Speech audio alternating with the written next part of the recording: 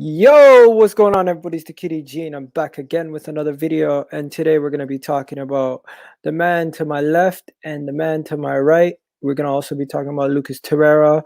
We're going to be talking about the man in Spain, Pau Torres, and a couple more people. But first, let's cue that intro, baby. Bang.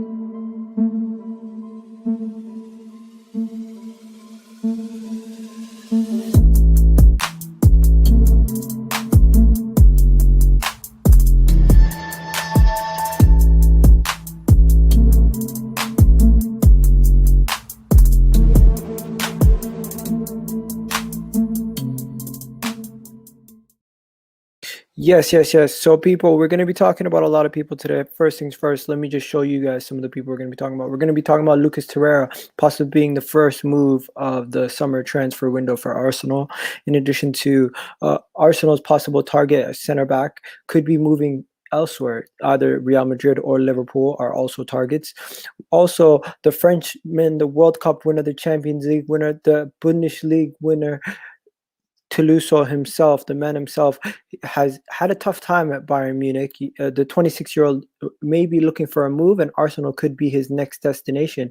We are unsure about that, but we'll get into all that. In addition to Kevin Campbell saying some nice words about Martin Odegaard and the possibility of Martin Odegaard being a permanent transfer for Arsenal. In addition to Edu. Edu's already getting to work, doing some stuff in the back room, back office. People don't know. But yeah, we're going to get into all of that right now. So first things first, how you guys doing? Do me a favor. Good morning, everybody. Smash a like on the video if you haven't already done that, and subscribe to the channel if you're new. We're going to get into it. The first thing we're going to get into Edu and what the story is with what's going on with Edu. So Edu is close to completing the first transfer for Arsenal ahead of this summer's transfer window, right? It's rumored that midfielder Lucas Torreira appears to be headed back from Atletico Madrid at the end of the season, even though Atletico Madrid do have an option to buy the midfielder. Right, it does look like the midfielder will most likely be headed back to Arsenal. The Uruguayan will most likely pick up a winner's medal over there with Atletico Madrid currently in the lead with 2 games in hand. But of course, the Spanish side do not want to keep the midfielder permanently. It is already I've been already told due to numerous reports from Gazzetta dello Sport in Italy that Lucas Torreira is more than likely to be making a permanent move to Fiorentina ahead of the summer transfer window. So that is one of the first moves that Edu will be getting done this window, and it's most likely that this has already been pre-agreed with the player and the team. Everything has been pre-agreed. It's just they just need the window to open so the transfer can be now completed. Right now, moving on to the next person. The next person we have here is Paulo Torres. Paulo Torres is a 24-year-old center back who's currently playing for Villarreal. The former Arsenal manager is currently managing there, which is Unai Emery. Right, this man has been linked to Arsenal on numerous occasions. He's also been linked to the likes of Real Madrid and Liverpool. He's touted as a top young center back, and he's honestly playing. He's been playing quite well. There's a price tag on his head of £57 million, and of course that is not a cheap price to negotiate. And of course, right now they're saying that either Liverpool or Real Madrid are the favorites, with Arsenal being third in the leading pack. So this is one of those signings that I don't think it's going to happen. I don't think we're going to get Pau Torres over the line. Most likely he's going to end up going to Liverpool or Real Madrid, but he does look like a decent center back. And of course, he has played 23 games out of the La Liga campaign this season so far for Villarreal, so he's a main cog in their side.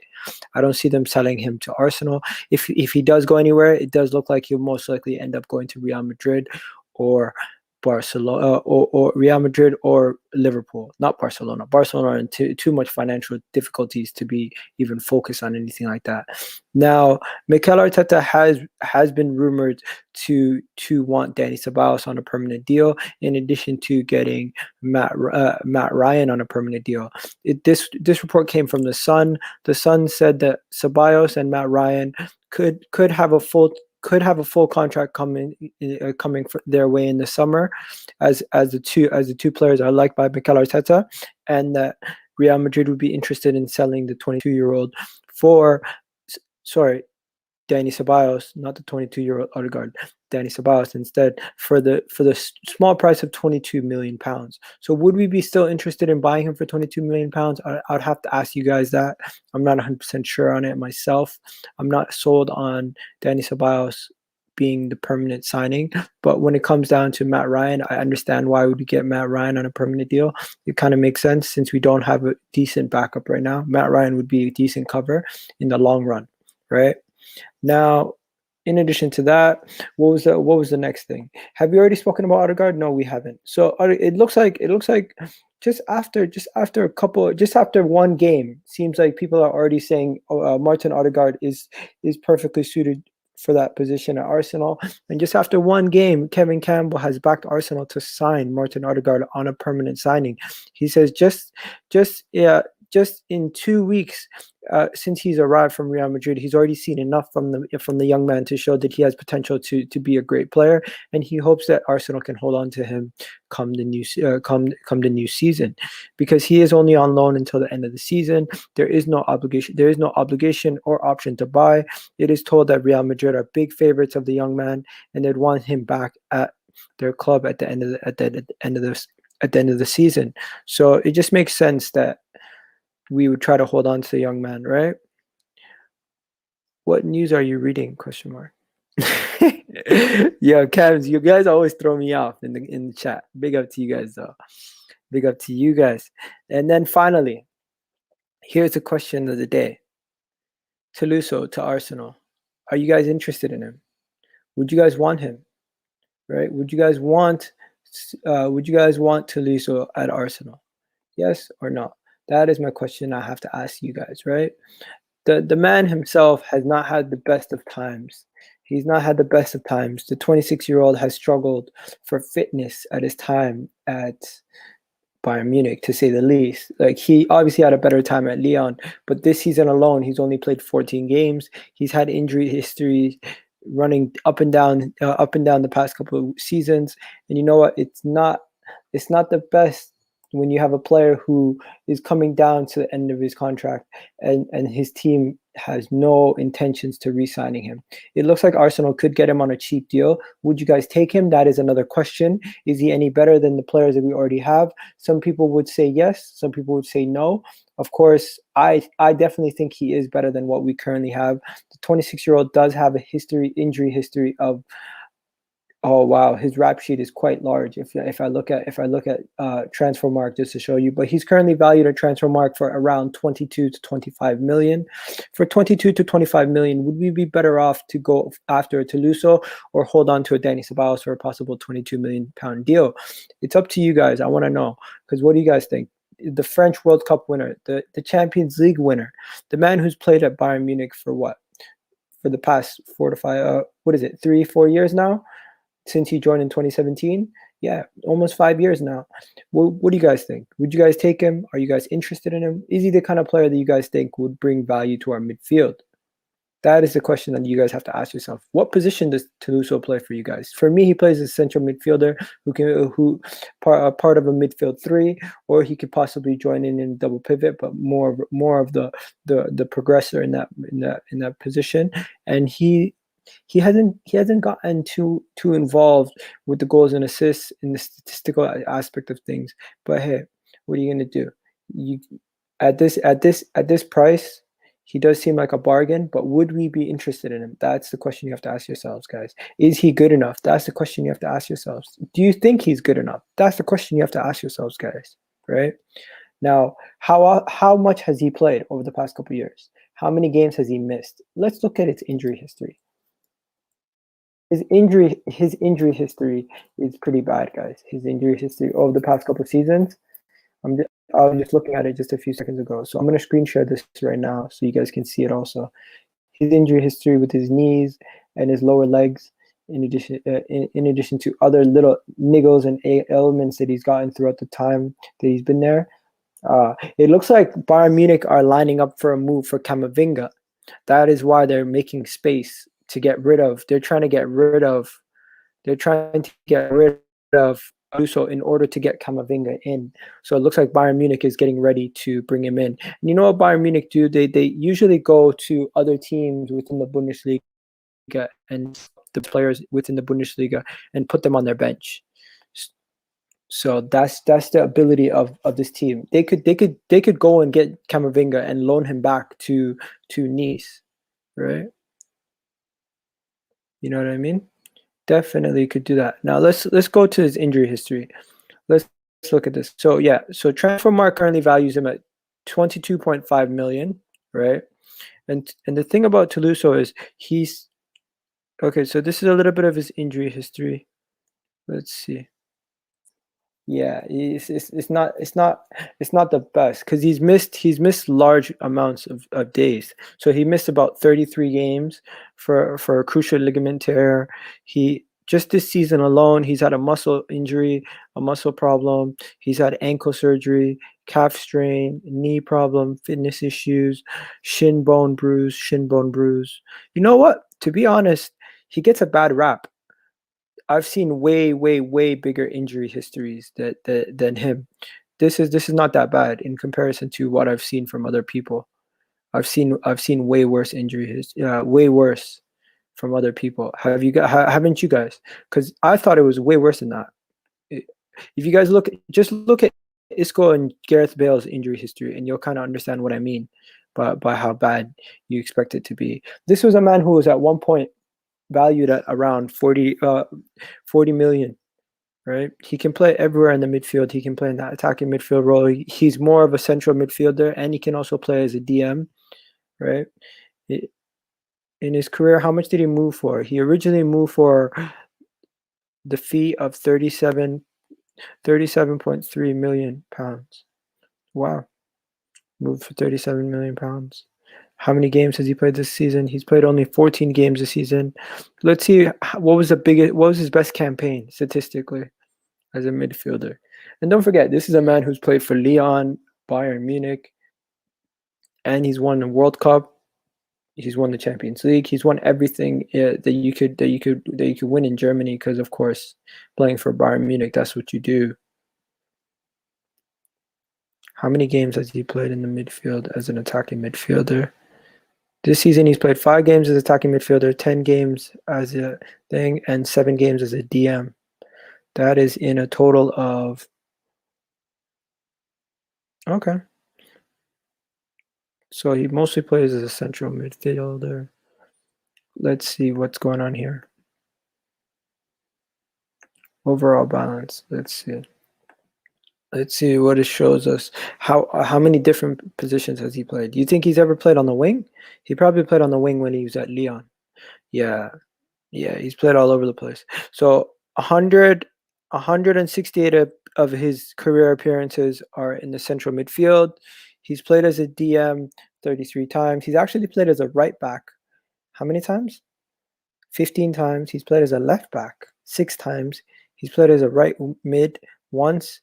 He's played as a right winger once. He's played as a second striker 2 times. Attacking midfielder 10 times. But yeah, majority of his appearances come in that central midfield in that central midfield area, right?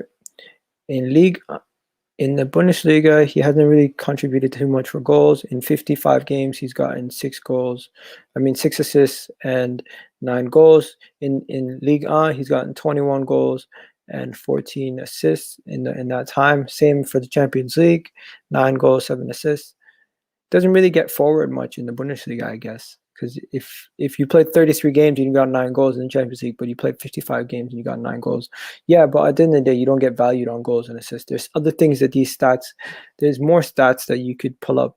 But of course, what do you guys think about the guy? Do you guys want him? I'm gonna get to your comments right now. Let's see what you guys are saying. Do you guys think he's good enough? What's going on, RZ? Josh says, if Tolisso comes to Arsenal, where would he play? You know what? Where would he play? I think that would be. I think I can answer that quite easily. He would play. He would play in the midfield, part of a midfield 2 or a midfield 3. Where else would he play? Like, I'm confused. What do you mean? Where would he play? Like, I'm so confused. Do you want me to actually show you? I'll show you where you play. Let's go.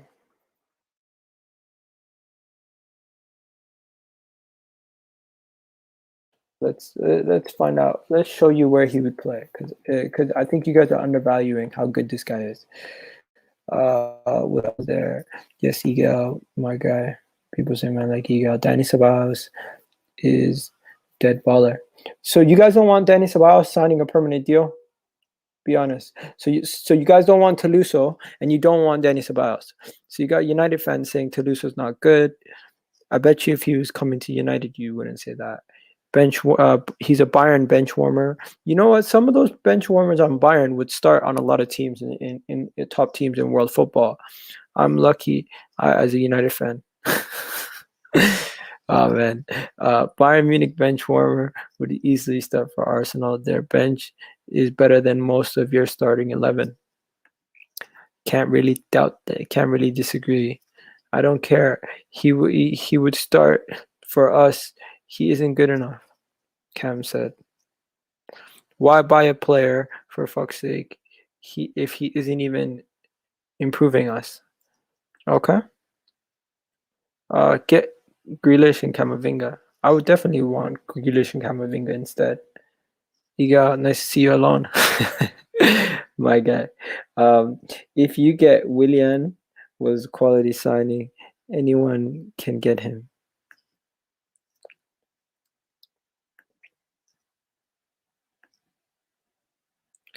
What? Would you get him? Question mark. Who? Tolisso? I'm not really sold on Tolisso. I was maybe a couple of years ago, but right now it's just not. There's a reason why he's not playing every week at Bayern. He played. How many games have Bayern played this season? Like 25. He's played what? 14 of them in the league. That's not really good. Shaka's mistake again. LOL. Yeah, Shaka's a mistake guy. He gets a lot of mistakes. But what are you gonna do, right? And then, what's your real name, by the way? My name's Miguel. That's my real name. That's my real name. Okay. So yeah, enough about that. Enough about that. Let's see if there's anything else that I missed in the report. Okay. Nothing really. So yeah, let's go on to the Arsenal website. Let's see if there's any team news. If there's any team news before the game today. Let's find out if there's any team news before the game today.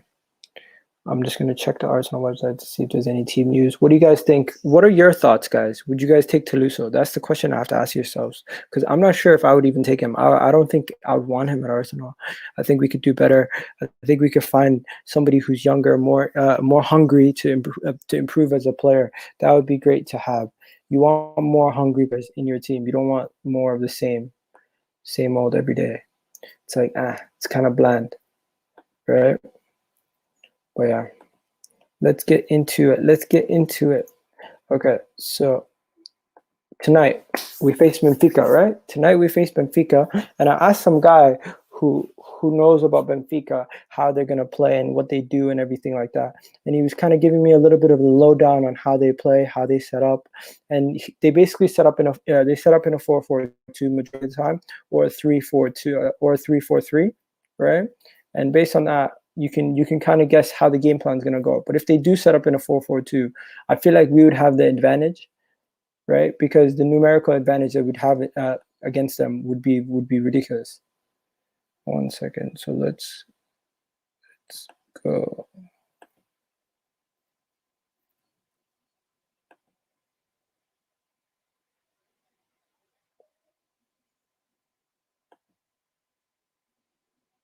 One second, guys. I'm trying to get this Arsenal lineup thing to come up. It's not working.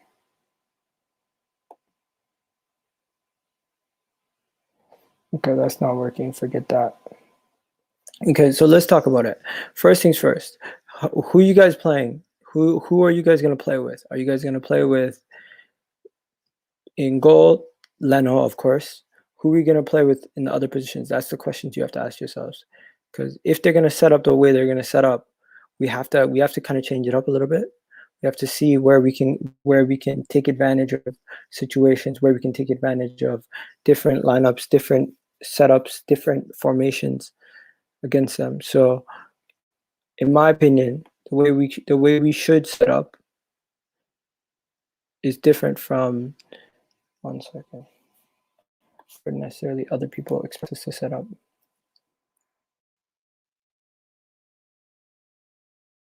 1 second. Why is this thing acting up today? It's not working. Sorry, people. I'm just trying to get this thing loaded. Shaka's mistakes again. What's your name? Imagine Odegaard, Smith Rowe, and Tolisso. You know what? We wouldn't play Tolisso as a DM.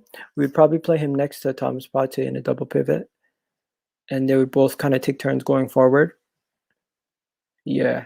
I always thought Tolisso was more of a guy who would like to go forward. But recent years to show you that's not really how he likes to play. He kind of dictates play from deep sometimes too. He's a different type of player from what we have. We don't really have players like him. 1 second. So let's do this. Let's do this. So let's do your lineups. Who are you guys going with today versus Benfica? What's your lineup versus Benfica today, people?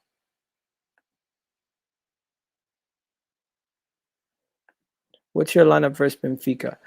Okay, so I have Leno in goal, right? If Kieran Tierney's healthy, I would go Cedric as right back, but I'm thinking Tierney's going to be injured still, and also even if he is fit, do you guys play him?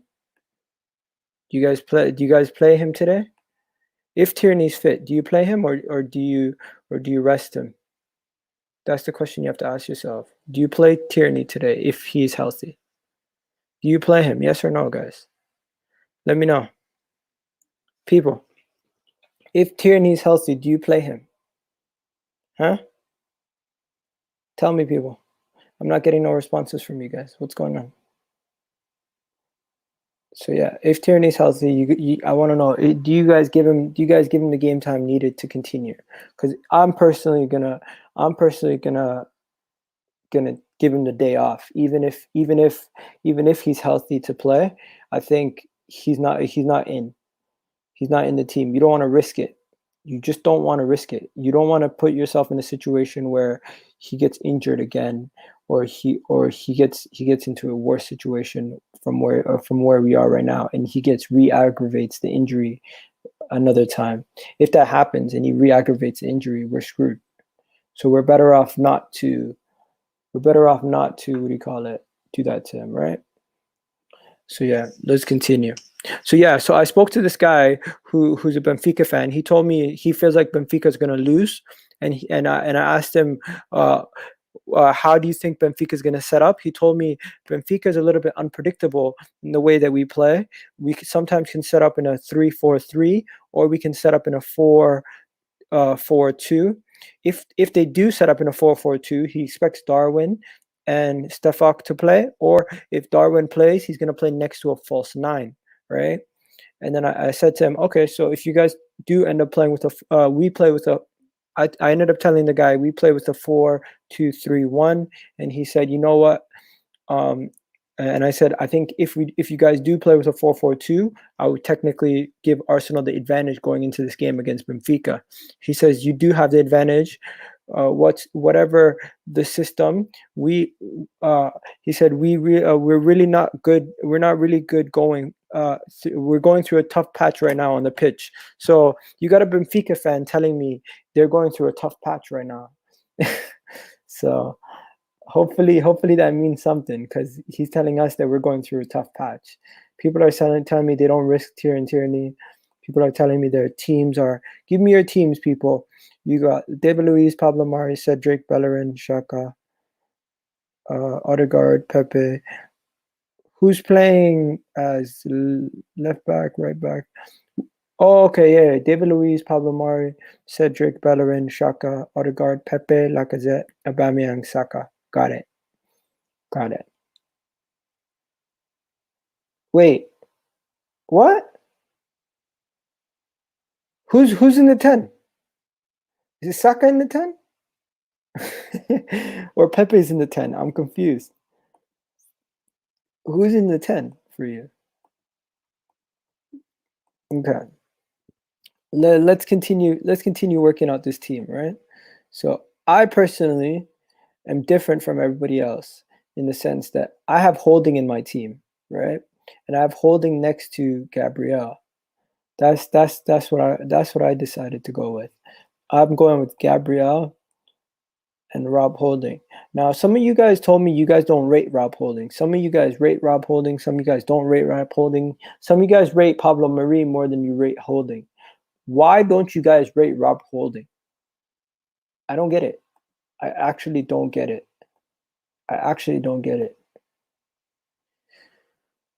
They play 4-4-2. We don't need two deep DMs. Yeah, I guess so. Yeah.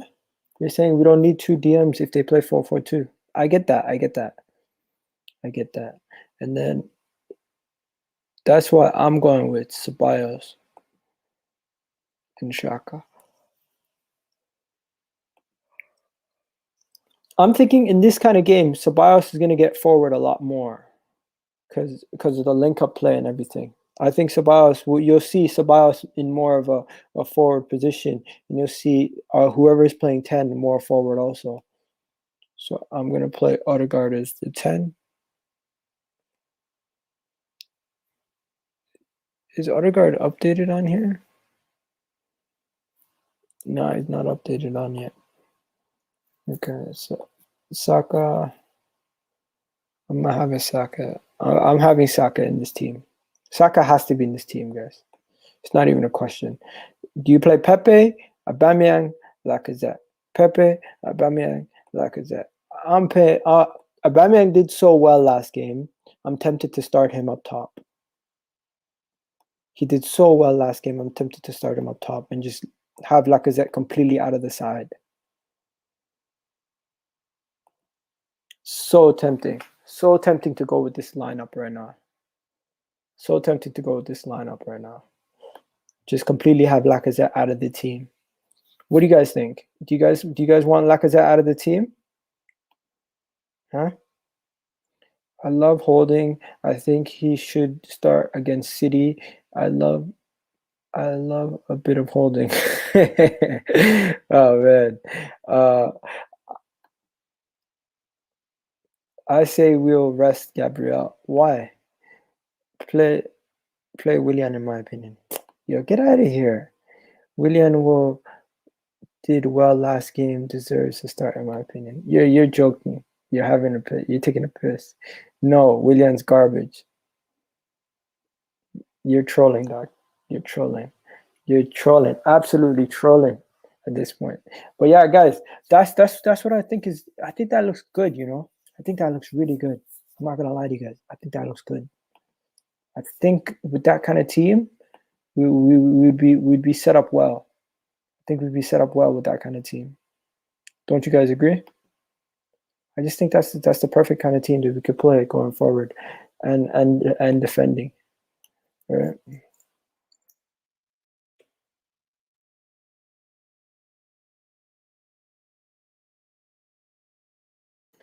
I'm confused though. What would you guys change about this team? What would you guys change?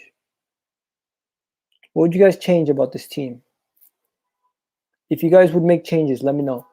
Tell me what you change. Because a lot of people would change Holding to David Luiz. You could change Holding to David Luiz. You could take Odegaard to Smith Rowe. You could take Pepe off, and you could bring in somebody else. There's all sorts of different ways you could do. You could do it. But what would you guys do? That's the question. What would you guys do? What would you guys change? Now let's see if you guys have any comments in here. Someone said David Luiz. Interesting. Because he's playing against City, so David Luiz or Pablo Mari for Gabriel. Do you really think so? Why the City is the City game that important? because the league's pretty much done. The league's pretty much done.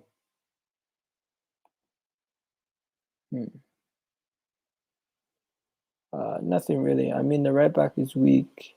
Either way, Smith Rowe, Holding, I don't know. No complaints, honestly. Holding to Pablo Mari. I don't think Pablo Mari is playing. I don't think Pablo Mari is going to play this game. I highly doubt he will start this game. I highly doubt he will start this game. Most likely it's going to be, it's not going to happen that way. All right? Most likely that's not going to be what ends up happening. It's going to end up being this way. How about this, guys? You put Aubameyang on the left and you play Lacazette up top. Would you guys do that? Would you guys do that? Would you guys play Lacazette up top and play Aubameyang on the left? Is there a shout for that? Huh? Is there a shout for that? Yes or no, people? I want to know. You let me know. Tell me. Is there a shout for Lacazette playing on the left?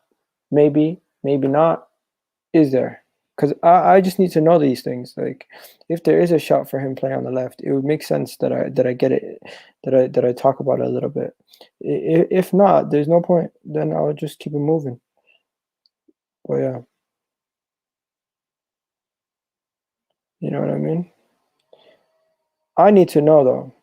What could we do? What could we do? And looking at the setup that they're going to be playing with the 4-4-2. How could we get in behind their players? Because their left back is really strong. We know they're attack. We know that we need to double up in attack. We need to overload in the wing. So we're gonna have Cedric going forward. We at times you have Cedric in front of Aubameyang. Would it make more sense to have Pepe out there or Aubameyang?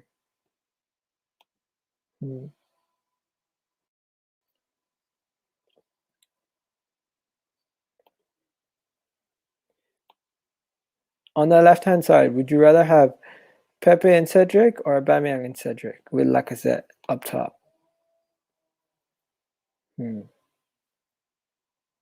That's an interesting question. But yeah, guys.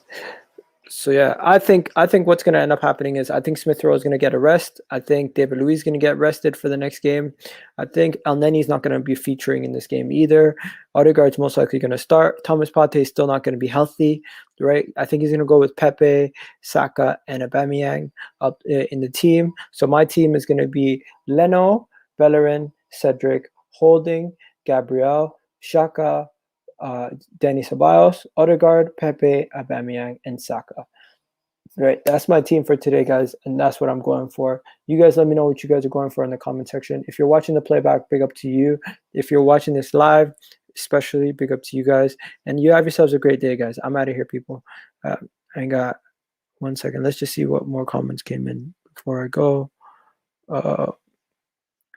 Saying the league is dead. Yeah, we know the league is dead. Aubameyang is a better striker. Yeah, we know that.